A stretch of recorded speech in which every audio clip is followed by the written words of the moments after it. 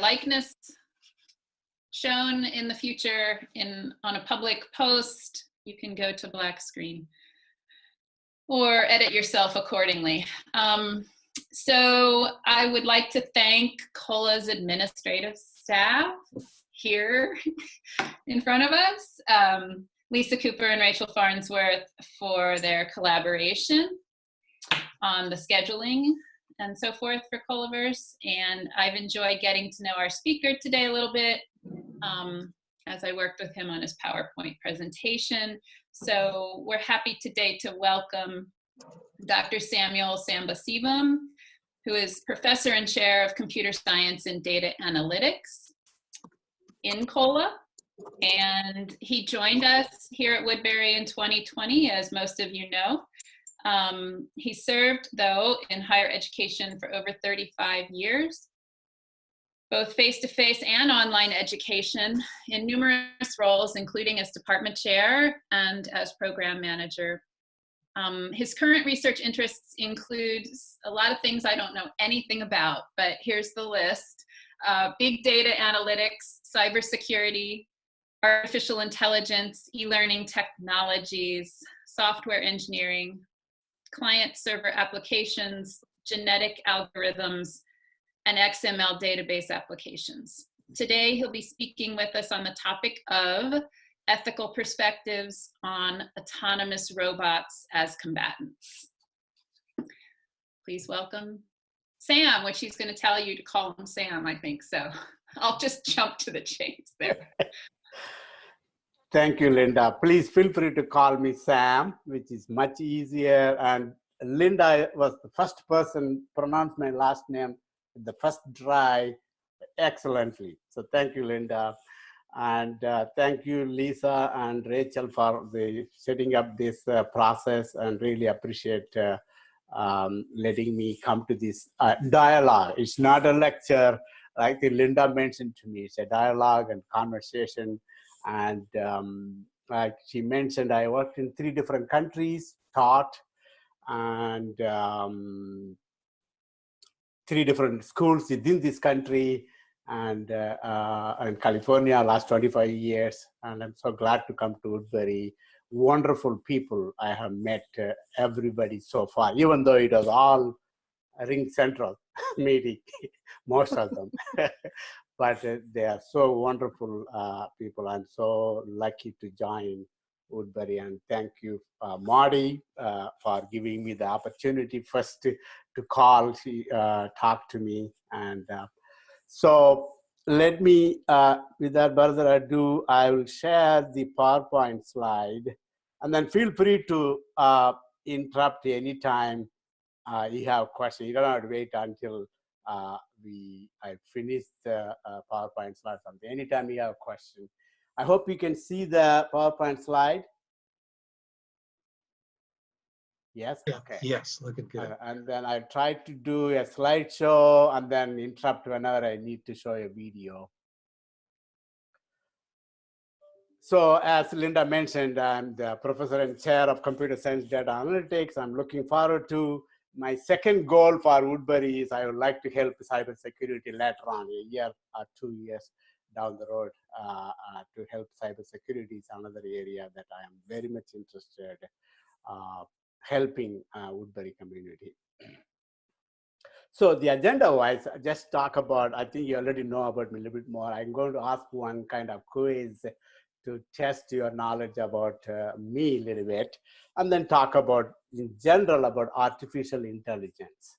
What are the ethical issues? And some of them robots, combatants, because I work at the Air Force, so I have to mention some things when it comes to that slide. It's not the Air Force opinion, it's not Woodbury's opinion, it is my opinion. That way I want to make sure I don't get into trouble. So the wisdom I want to share this evening with you, thank you first of all for joining me this evening. This is one of the wisdom that I found very useful, and I wanted to share that with you. And think about each and every one of us, try to do even one more than what we found, create one more than what we found. The world would be a much better place. even one. So it's so happy to share that wisdom with you. And usually I also share a humor with every class I teach also. I always give a wisdom, thought-provoking thinking about, and then always before getting into serious topics, I'll always start with a humor in the class. Same way I thought I wanted to, before we got into ethical issues of artificial intelligence, I wanted to share this humor with you.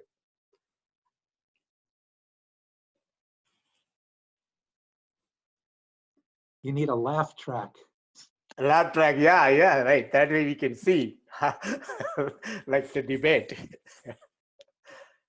I hope you like it in the sense that it's a combination of data as well as security and serious business. But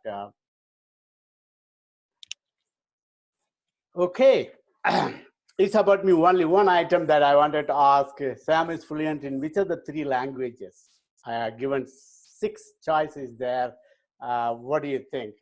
Let's ask Rachel first. Rachel, do you know what it is? Can you guess? I actually have an unfair advantage. Oh, okay. Then don't so answer it. I'm not going to answer Don't it. answer it. Yeah. Then Linda also, I want to ask her. Russell, any guess? I have absolutely no idea, but I Just take love a all guess. combinations. Take a guess.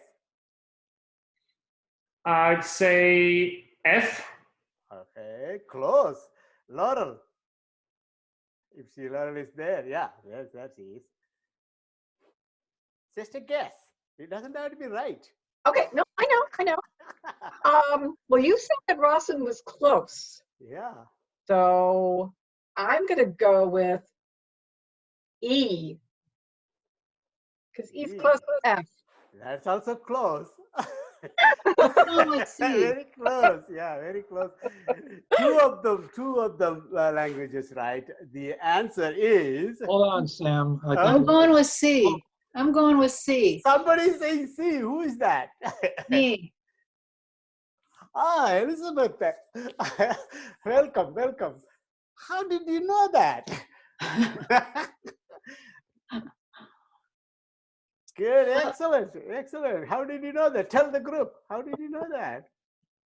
Well, I first of all, I hate to say I don't know what Tamil is. I'm embarrassed, but I don't. But I know that, I mean, it's a very loose association. I know somebody who had a website developer from Russia. And I thought maybe there are a lot of computing, maybe you have to know Russian to communicate with many computing people. I don't know, really. Yeah. But a good guess and the right guess, Elizabeth. Thank you, first of all, for coming, and thank you for telling the right answer to the group. That is the But answer. I can go now. No. Yeah, go. No, I'm kidding. No, you can't. You can't. No, I'm Then I would intrigued. attend next assessment training if you leave now. As you can see that the 3 languages I'm fluent. I'm also good at Hindi, which is I worked at Delhi, Bombay, but not as fluent as these 3 languages. So the reason Russian is fluent, my PhD thesis, I wrote it in Russian. And that's why I can read, speak, write everything in Russian very well. Tamil is the language where I was born in the state of Tamil Nadu, southern India. That's where I was born. Therefore, Tamil is a dialect of that state. And of course, all colleges, because of the India was a British colony, we have to learn in college everything in English. So that's why those are the 3 languages. And so anybody has Russian questions anytime, all 3 languages I have here. In English, thank you. In Tamil, nandri. Nandri is thank you. Nandri. Anybody say it? Nandri. Well, Sam, be careful when you speak Russian because I speak it too. Oh, good. Спасибо. Пожалуйста. Здравствуйте, друг мой друг. Okay. So before we start our, what I have decided, first I thought I'll talk about it, then ask the question. When I shared the PowerPoint slide with Linda and Marty, I reversed the order. But before that, there is about a 2-minute video that I wanted to share with you. I can even stop in between if needed. let me stop sharing and then bring that video. I had to be making sure when I share that the sound you are able to hear it. Share.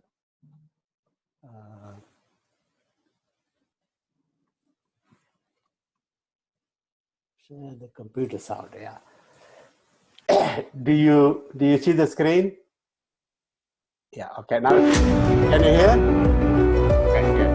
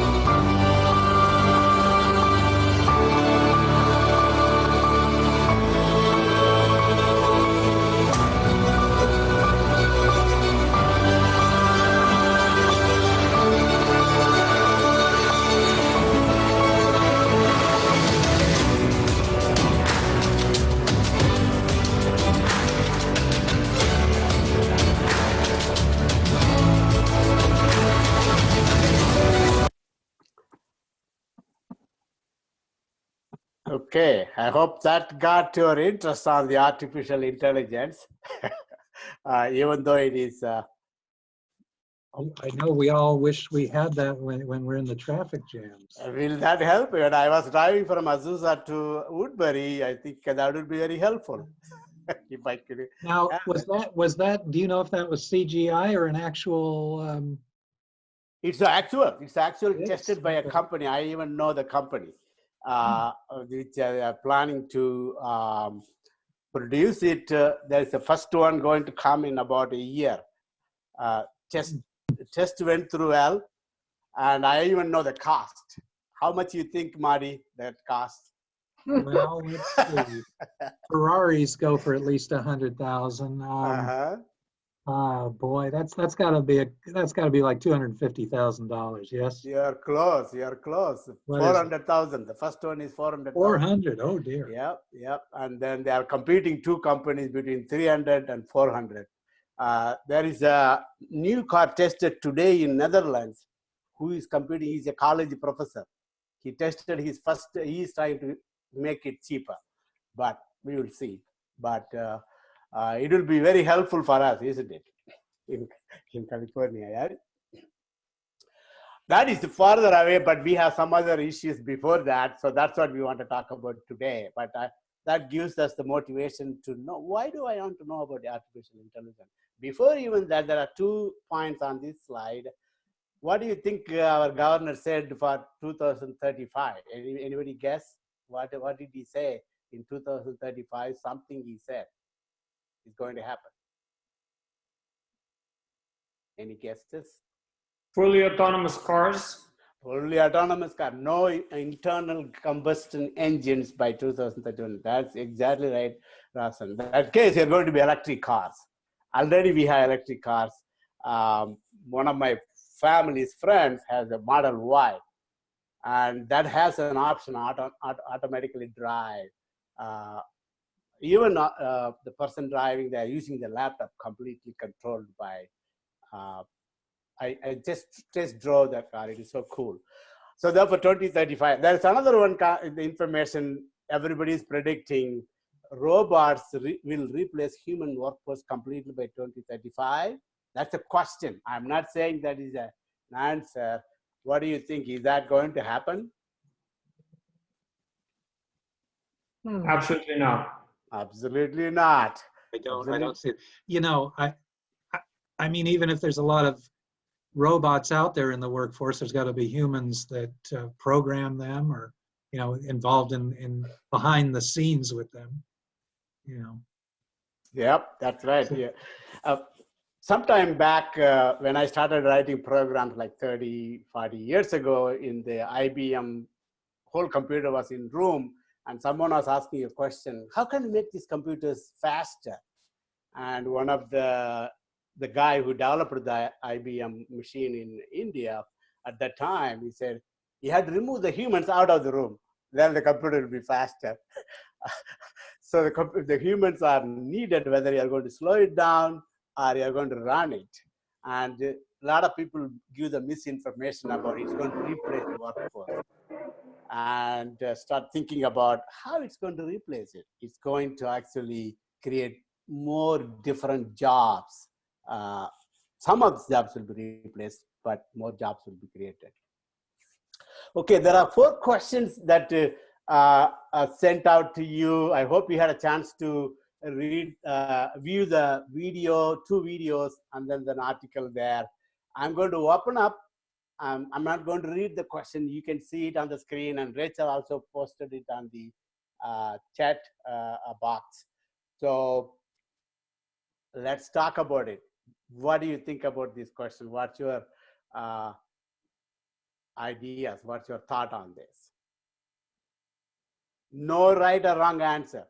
You can even say it's completely obsolete or completely opposite of that. It's okay. That is your view. At the end of it, you probably change some of your views, hopefully. Anybody would like to start?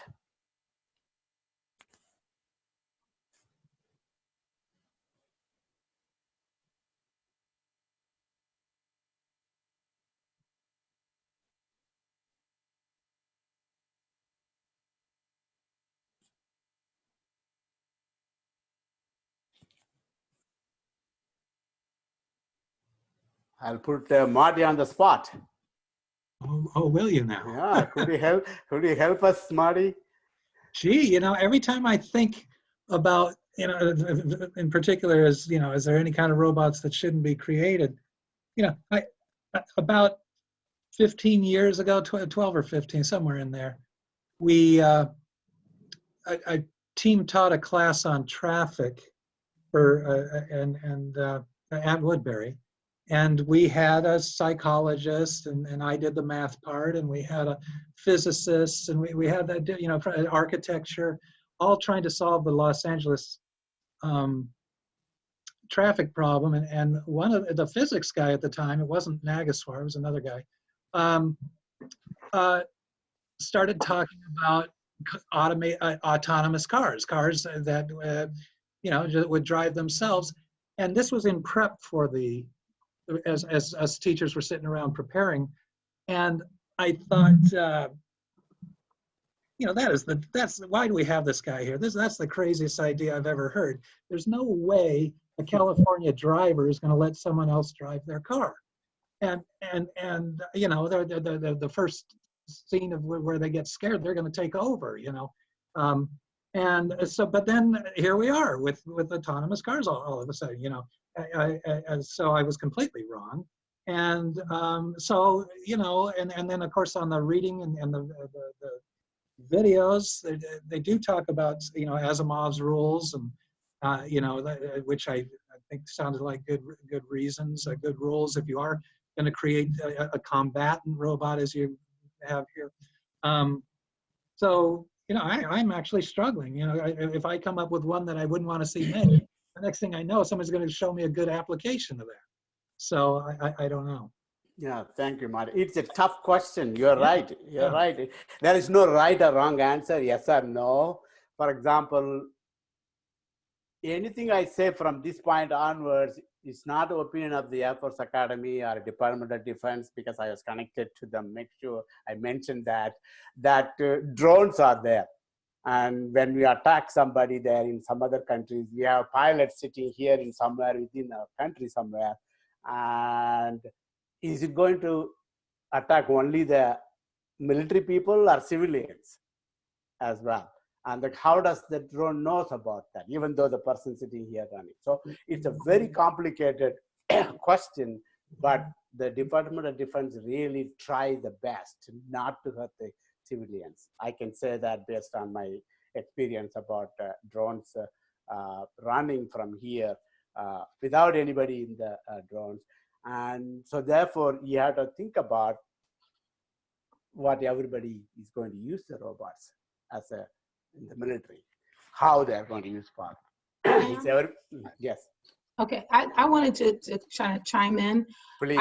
I'm thinking that, Lisa, right? yes, this is Okay. Lisa. Okay. Yeah. So I just recently got another car, and this car is smarter than the car I had before. Mm-hmm. And I already had one where you can see yourself backing up, but this one actually will brake. And so I was backing up the other day, and it sensed what we have are some large flower bushes around the house. And so my question to this question is, I think the question should be is how it's not about what should be created or shouldn't be created, but how much power do we give them Mm-hmm. to over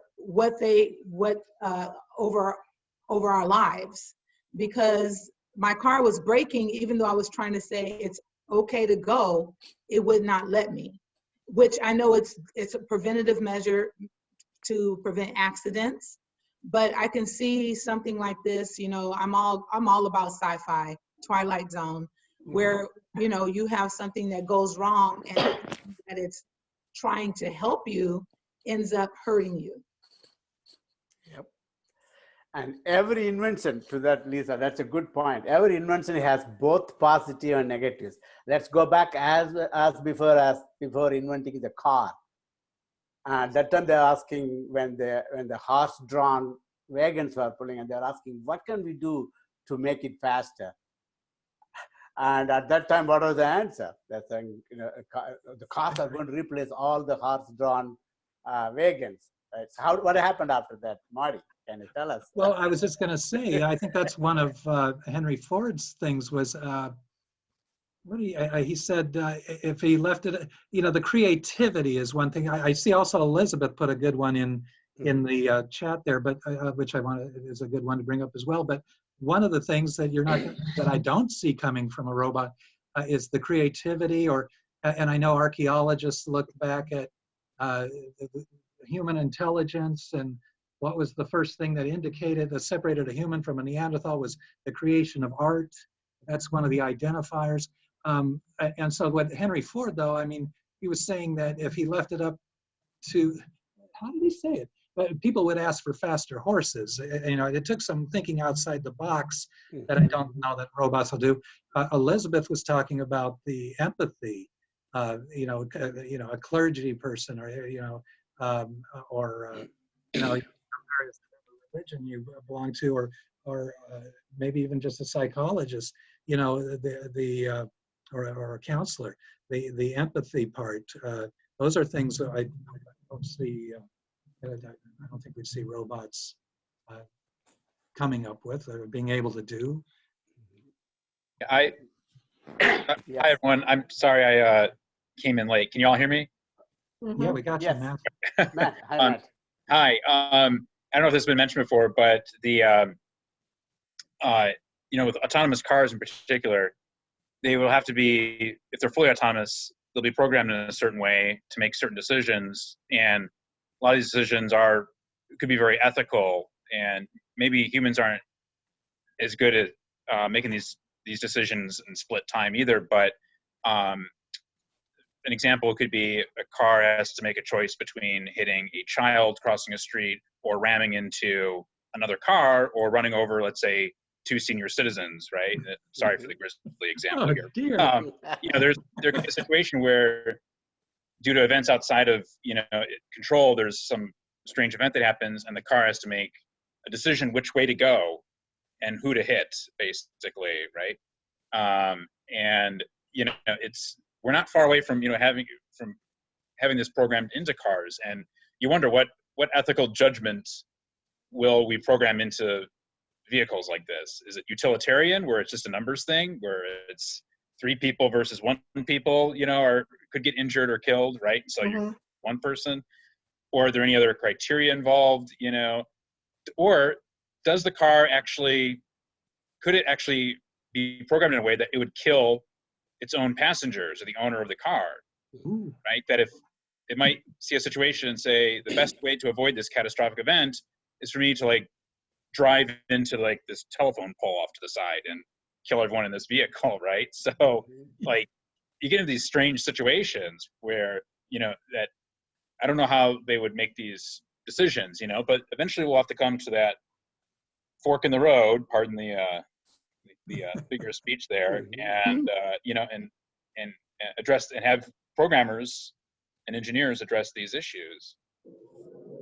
Yeah, excellent, Matt. That again, any robot you make, one policy you can make is it going to help the humanity?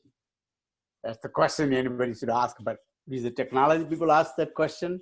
I doubt it, because they think, how do I make it faster and make it better and make it more money faster?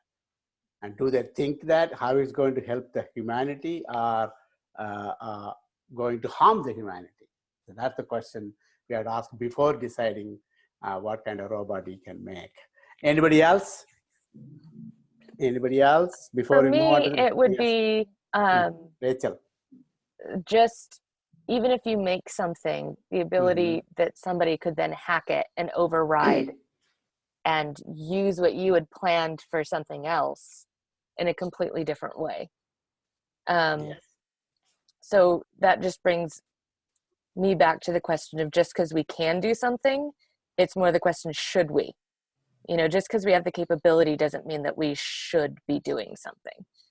So that's just where I end up going with that. Yeah. Good point, Rachel. Again, anything is it going to help us live better, all of us together? That's the point you have to make sure that is it going to help us as a society, all human race, or only it's going to benefit I don't care what happens to neighborhood. All I have to make it this.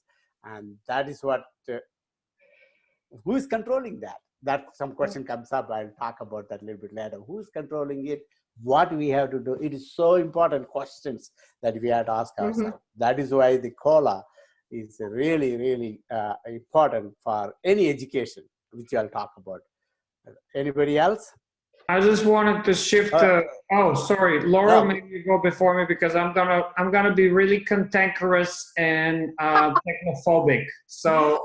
Okay. Well, I was gonna pick up on what Rachel had said and also what Matthew had said, in that it's not. Well, there's 2 issues. There's a marketing issue, all right? Because with these cars, are you going to buy a car that's going to kill you, overkill a car full of other people, or are you going to buy a car that is going to be ethical?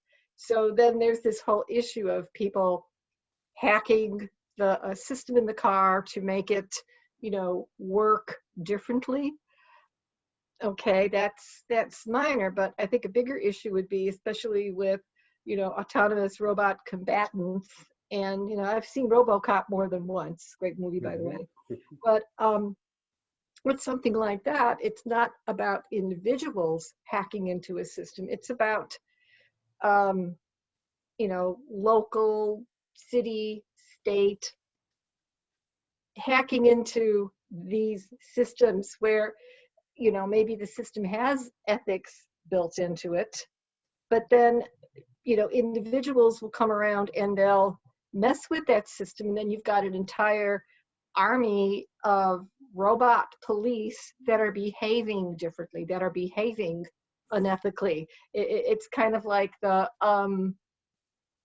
you know, the Luddite version would be today of police officers removing their badges. Mhm. You know, so nobody can identify them and they can do whatever they want. So I would be concerned about that. Yeah, well said, Laura. In the sense of how that's going to be technology. The question generally for all the technology, how that's going to be used. Is it going to hurt us? Is it going to help us? And for example, I test drove that Model Y the other day. I was concerned everything was on the laptop. I don't have to touch anything, just the laptop, and it's easy to hack it. Easy to hack it. And once you hack it, you are out of control. So that's one thing we need to think about, how that's going to help us or hurt us. Rasan. Well, I'm a strong believer in the abolition of all technology that mediates between us and the world in any invasive way. And I don't mean invasive in the sense that the technology takes over. I could care less. Because it's eventually, I mean, the singularity is quite exciting to think about. And it's for sure, it's probably going to take 10 minutes, the singularity, because when these machines, you know, unite against us, it will be helpless in the first 10 minutes. But before then, it's a human issue. And humans have relationship with three things: concepts, objects, and other humans. And when we let these relationships be mediated by machines, we're giving up some of our humanity. So it's not a matter of what the robot is going to do to me. It's a matter of what am I doing to myself relying on a robot. I resent the person that the little digital voice that is trying to tell me where to go in my car. We don't need a GPS. We used to do very well without a GPS. Yeah. Mm-hmm. Galileo famously could remember 10,000 words, right? So a text of up to 10,000 words, which is a long chapter of a book nowadays. Verbatim. How did he? By spatially locating each word on a different location in what is now Italy. So he knew 10,000 locations in Italy, and he could just sort of pin visually in his mind, right, not on a big blackboard, pin all of these words. I'm really sorry that technology is taking away all of our humanity. There's applications that are mediating human-to-human interaction. There's applications that are mediating our interaction with concepts. You know, Google is there for everything, so why should you remember anything? Why should you learn how to spell ever, right? I mean, the joy of speaking 3 languages, Sam, is to be able to spell in all of them, to be able to relish in the words. And a word processor is taking that joy away from me or from my students. That's an impoverished situation, and we're doing it to ourselves. So I'm not scared of technology. I'm scared of why ever anyone would dream of a machine doing anything for them. Really, it's preposterous. Also, the word robot comes from robotnik, which means worker. So all of you are now slaveholders suddenly? I mean, why do you need Siri? Who is she? Who is she to you? I feel very, very strongly against it. I want all these machines to be abolished, starting with Siri and Alexa and whatever you have in your pocket. I like your language thing there, because I don't speak another language, sadly. I do play music and so I read music. There's a different, maybe that's some sort of language, and I meet with some students that make some beautiful music and don't know how to play a single instrument. And so they are using the technology very creatively. So I do see, you know, they are, one of them called it being a sound chemist. And so he's not taking samples, he actually is manipulating his own creatively,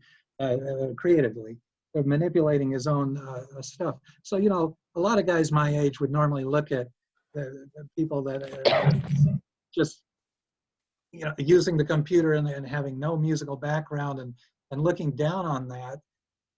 And I do agree they don't have the joy of learning the language, as you put it, of experiencing the language internally like that. But they are getting something else out of it, and they are creative, and they are using some creative talent with it. But I like also that when you said the technology is. I swear that if I'm looking up how to spell a word and how to remember who in history, I'm too often going to the information on my smartphone, and so it's taking away the humanity. It's also it's taking away my intelligence that way. And when you mentioned we didn't need a GPS, a Galileo didn't need a GPS. I immediately thought of Bob Dylan, who said you don't need a weather vane to know which way the wind blows.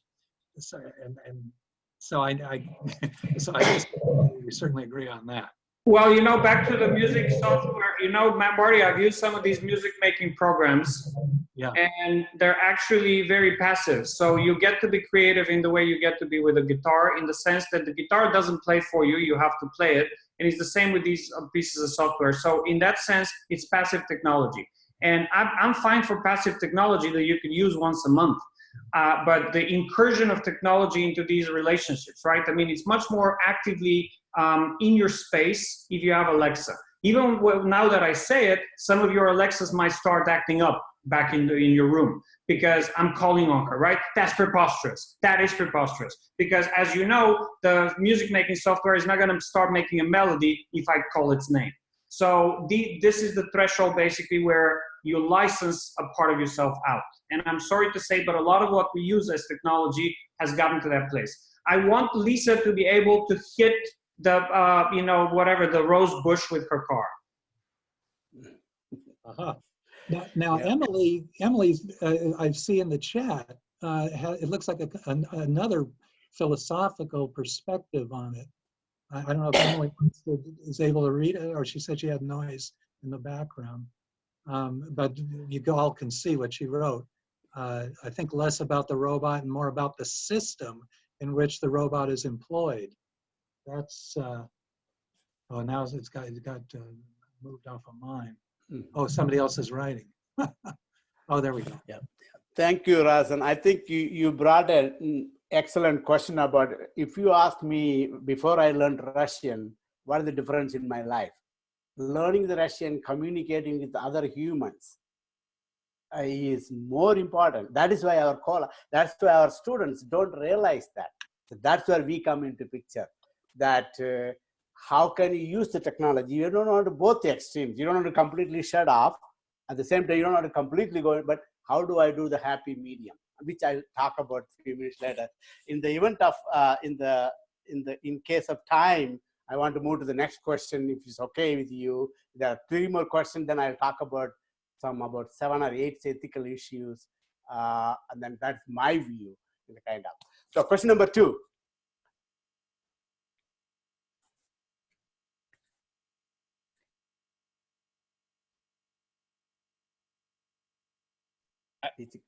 I feel like I have a question about this question, and I don't know if anyone here can answer it, but this gets to the nature of what intelligence is, and this is just my kind of naive opinion about it, but even all the gadgets we have now, the Alexas, the OK Googles, the autonomous cars or whatever, they're just, my Google just actually talked to me now because I said the phrase, so sorry, I got distracted there. But there's I have one of those in my apartment. Anyways, so is that what they're doing still to me, they're an advanced calculator, right? They're reacting to numbers in some way, right? And so how is that true, or how far are we from actually even having a situation where a robot, could be mistaken for a human, or that's not a good way to put it. how close are we to this type of technology, I guess you could call it? To me, it seems like we're just still we're still making just really advanced calculators, right? Yeah. Let us see, anybody in the group, before I answer that, anybody else? I can tell you a story about the horror. I'll tell you a story about horror. For the duration of my life, I've advised my sister what music to listen to and made playlists for her. I was fired when something called Pandora came into existence, because now finally she could plug in a sad little song that she likes and Pandora will create a playlist for her. I have been fired on account of an algorithm, Matthew. And you're telling me that these things are not taking over. That's a wedge between me and my sister. We are tangible human beings. So it's far more sophisticated and insidious than you would want it to be. I mean, it gets, of course, much more sophisticated also, right? There's neural networks and there's a lot of technology that is basically much more of an incursion and it's much more sophisticated. But, you know, even at the level of Pandora, it's already a problem. But this is why empathy is not a completely human trait, because empathy is a learned thing. And if and when robots grow to the point that they are capable of teaching themselves and learning and growing, they will be able to produce empathy. So it's not purely human. I've heard what's that study about the babies in the hospital, and if one cries, you'll hear the others cry with it. Yeah, or if you don't hold the, you know, what is it, the wolf child who grew up in the woods and is incapable, you know, is a sociopath because they were never touched and they were never held. And so I guess that's the other one. Okay.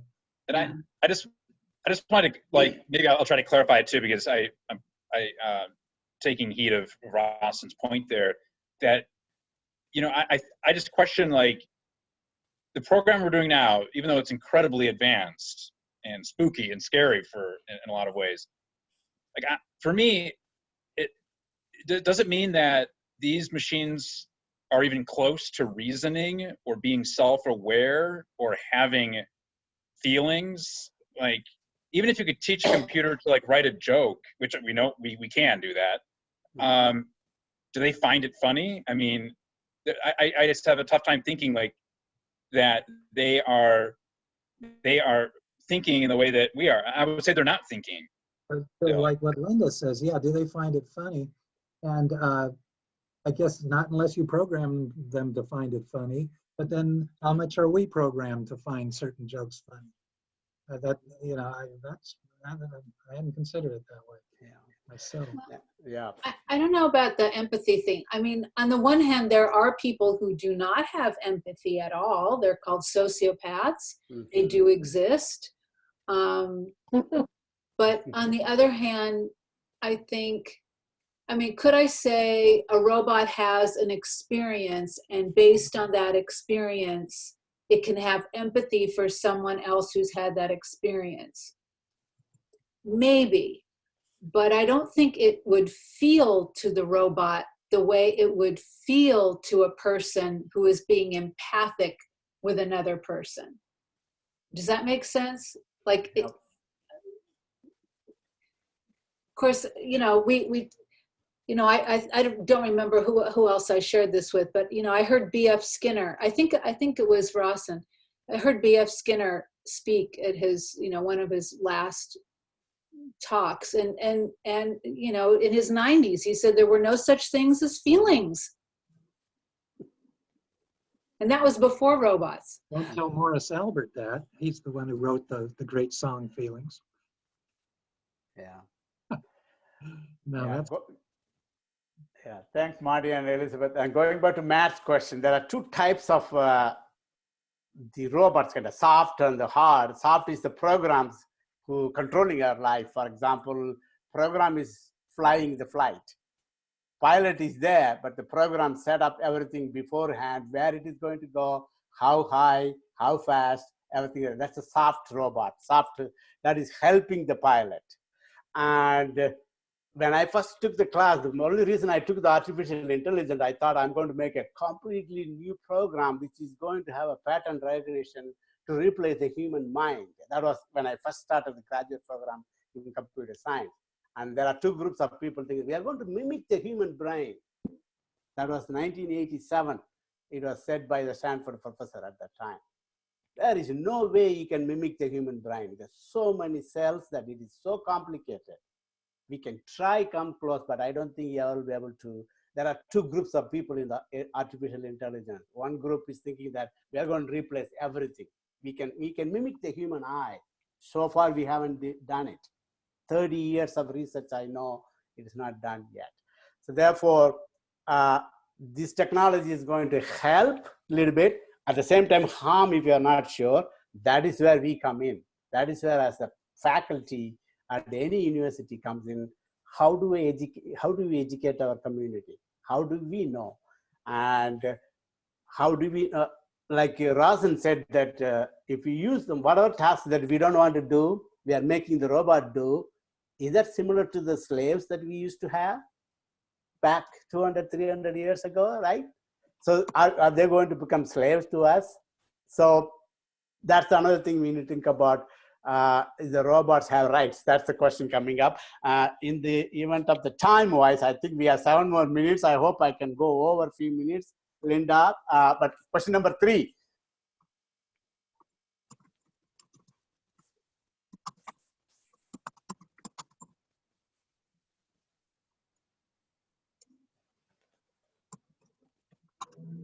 I don't have to, yeah, this is a no-brainer for me. Yeah. Yes, absolutely yes. And Absolutely no. and I think it would just make me really happy. That's my dream world. Somebody could Thank you, Elizabeth. Cook the meals, do the laundry, make the bed, service my car, put gasoline in my car, gosh, rake the leaves, be my gardener. Yeah, there isn't anything. I'll tell you, I was immediate no, and I am one of these nuts that thinks that some things are worth doing just because they're hard, and maybe that's more like what Rawson was saying. I don't know though, but then again, I am also love things being done for me too. So boy, you guys had me thinking there. Handle all the administrative stuff. Deal with insurance companies. Yeah. Yeah.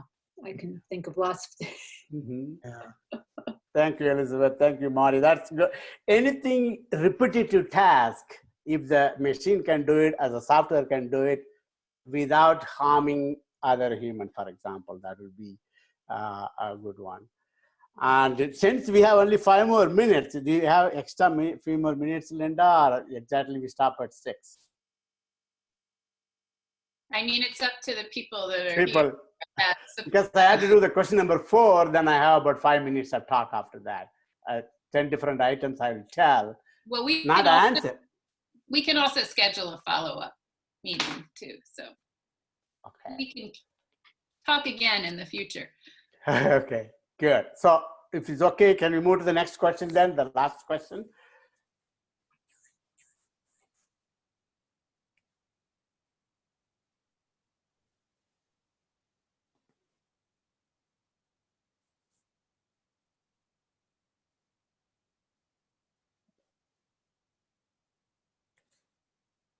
If I could share on this one to begin with. Mm-hmm. Okay, thank you. It just reminds me of the 1800s, where the word Luddite comes from, because the weavers were upset about the mills that were taking away their speciality. And they were frustrated, but it was, technology does come on. It's not like we can halt technology, because someone somewhere is going to want to continue on with it. And so it just reminds me of that situation. And you see that throughout history just replaying itself, like you gave the example of the cars and getting rid of carriages and horses. So instead of being buggy drivers, and you could turn in, taxi drivers or however. And so I think technology is unavoidable. But there's things that we as a society can do to help the people who are then therefore losing their job, whether it's creating grants or scholarships for people to be able to then go and get more education so that they can have a job instead of working as someone in the factory, to be maybe like someone overseeing the robots in the factory that are creating some, you know, whatever it is. I think there's ways that we as a society need to come around and support the people who are then therefore losing their job. Thank you, Rachel. Anyone else? Yes. I think we may end up needing to have universal basic income in the future, because, you know, just the fact that most people who want jobs have them. And I mean, I know that we have a high unemployment rate, but, you know, we always kind of compare unemployment rate to people who want jobs and can't get them. And that could go up to a point where it's just not possible for everybody to have a job. There's just not enough need for everybody to have work, unless you just, I don't know, give people busy work and it's not really a job. I think if this continues in the future, we just may need to figure out a way that, you know, people can live without necessarily having a job.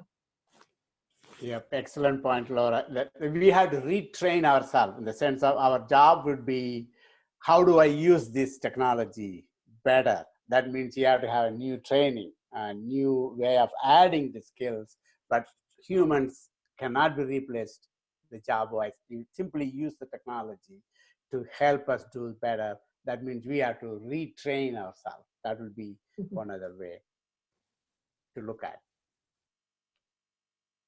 And yes. Oh, sorry, I was going to say really quickly that, this is such a crucial question. And I agree with Laurel. I think that UBI has a lot of, can blunt the negative effects of this, you know, and but technology too is important to realize that technology usually, not all the time, but usually probably creates more jobs than the ones that it takes away. I mean, if you look at, the internet really didn't, I don't know if it eliminated any jobs necessarily, but it probably did. But it also created, you know, essentially a whole new economy. The automobile, Marty was talking about this earlier, it killed, you know, the horse carriage industry, but it created like a whole new industry as well. So, but obviously to the person that loses their job, that loses their identity, you know, when they lose their job, that this is an incredibly important question that we have to be really figuring out an answer to. Yeah, yes. And it's almost time, Linda. Can I have one more minute? Then we can continue the point that I was going to talk about, maybe the next session, maybe. Right, sure. Yeah, okay. So let's continue this question again later, in the sense of, I leave what I was going to talk about for later. The 2 slides that I have, there are 10 different ethical issues I want to talk about, but maybe the next session. But because we brought up all these important questions, Matt, Rosen, and Elizabeth, and Rachel, and Lisa, everyone, in the sense of, what is the liberal arts perspective? We thought that technology will, if you read this, I'm not going to read that, but I think you can see that technology will solve the problem. Look at the previous century. What happened? The technology will not solve the problem. We solve the problem. The technology, if you don't use it the right way, is going to hurt us, harm us, than help us. So that's why liberal arts perspective is so crucial. And that is what liberal arts education provides. Creative thinking, right? And critical thinking, problem solving, is all done by human. It's all, if you look at all the engineers, all the scientists, all the doctors, without having the liberal arts education thinking, they will not be able to do a good job. I can say that I went to every different direction. I wanted to be an engineer. I wanted to be a software engineer. I wanted to be a pilot. You name it. Everything I tried before I was thinking about liberal arts education undergrad when I had it back in India there. So that's where the communication, analytical skills, and problem solving skills, that is what liberal our CoLA is doing for our students. So that's where I want to end that and then continue. If there's some other session given to me, or if you want to do it, I can talk about those 2 slides which I had, and we can readdress some of the questions as well. But each and every one of you brought up excellent points. So I learned a lot more from you. I really appreciate giving me the opportunity. But before I finish it, I want to give what's called a shameless plug. Data science. Tell all your students, what is data science? Quickly, I'll say 1 minute cell. First of all, communication. Data telling a story. Every data that we have, that has a value. From the value, you have to tell the story, what the data tells. For example, if you watch Netflix, if Rachel watches several programs, I look at her data, I can tell what kind of person she is, what she's going to like next week. I can tell that. The data has a story. So communication skills is so important for data scientists, data analysts, domain expert. No matter what field you are in, music, healthcare, business, you are an expert, you are going to use the data analytics. Then mathematics and computer science. You don't have to be a talented software programmer to solve a problem. But these 4 combinations are a good data analytics, good scientist for any field. So please tell your students, tell your faculty, take data science classes. And that's where I'll stop for now. Sorry, I took about a couple of minutes than what is given to me. Thank you so much. I really enjoyed our conversation. No, thank you. I think everybody enjoyed this, and we'll try to schedule a second session. That'll be cool. Yeah, I have to tell my story about the study that was done with robots and poetry. Oh, okay. Yeah, because they can't write poetry, but they can create a symphony, but they can't write poetry, and nobody knows why. Anyway, thank you so much. Thank you. I really appreciate your time and your expertise, and this was fascinating. Oh, thank you. Thank you for everyone to coming as well. Yes, thank you all.